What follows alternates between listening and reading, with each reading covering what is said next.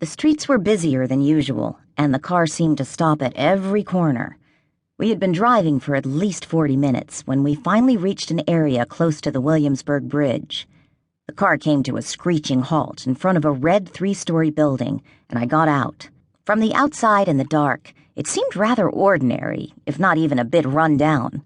If I hadn't known any better, I wouldn't have had a clue that it was actually the studio of a successful photographer/artist. There was certainly no sign indicating the opportunity of a promising job. A cold wind whipped my hair into my face, and I wrapped my coat tighter around me. Shivering near the entrance, I watched Talia change her sneakers for a pair of high heels.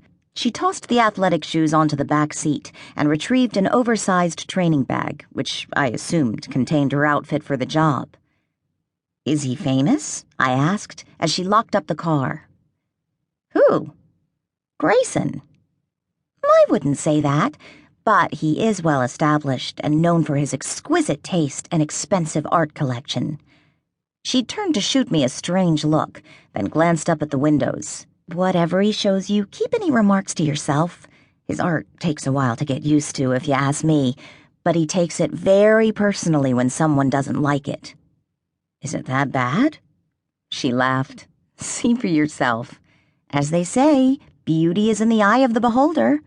I've never understood his taste, but I'm not exactly a creative genius. Maybe it'll appeal to you. Who knows?" She slung the bag over her shoulder and let herself in, motioning for me to follow her up a narrow staircase. Her cryptic words had left me eager to find out what she had meant by exquisite taste.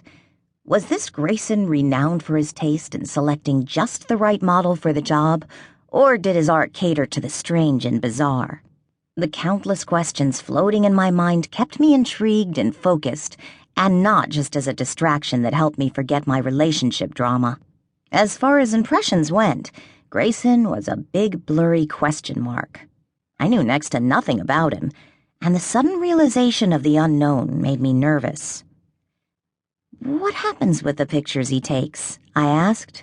"Does he always sell them?" "Usually, yeah." Talia nodded slowly. "Most go to rich collectors, fans of the 50s era. Others he sells to magazines and film and music studios. He keeps only a few for himself. This is the place where he usually hangs out when he's not traveling. Sometimes he rents out his studio to art events, gallery shows, and launch parties, which is how he raises his profile. Before he became a photographer, he owned a modeling agency." She pressed a button above a polished steel plate that had GR Photography engraved on it. Within seconds, the door buzzed and opened. We stepped into a large hall decorated with marble pillars, huge mirrors, and hardwood flooring. In some ways, it reminded me of an art gallery with white naked walls and high ceilings. No flowers, no paintings adorning the walls. "This is the waiting area," Talia explained in a muted voice. I nodded as I let my gaze sweep over the plain white leather couches and matching chairs near an unoccupied glass reception desk set up in the middle of the room. "Obviously Grayson's expecting us, so we're not going to wait here," Talia continued, and pointed at a door marked Studio. As we passed the reception desk and crossed the corridor, my eyes fell on a life-sized sculpture. Just looking at it gave me the creeps, and yet I stepped back to analyze it, unable to peel my eyes off the horrid statue. It took me a few seconds to process what I was seeing. The thing was carved from wood and reminded me of a distorted face with an open mouth and big alien eyes reflecting terror. The body resembled a deformed man surrounded by blazing fire, his arms waving as though to cry for help, while his feet were rooted in what looked like earth. I shuddered at just how ugly it was. Actually, ugly was an understatement. It was dreadful. In one word, monstrous. So bad it was almost funny. I pressed my hand over my mouth to suppress a giggle.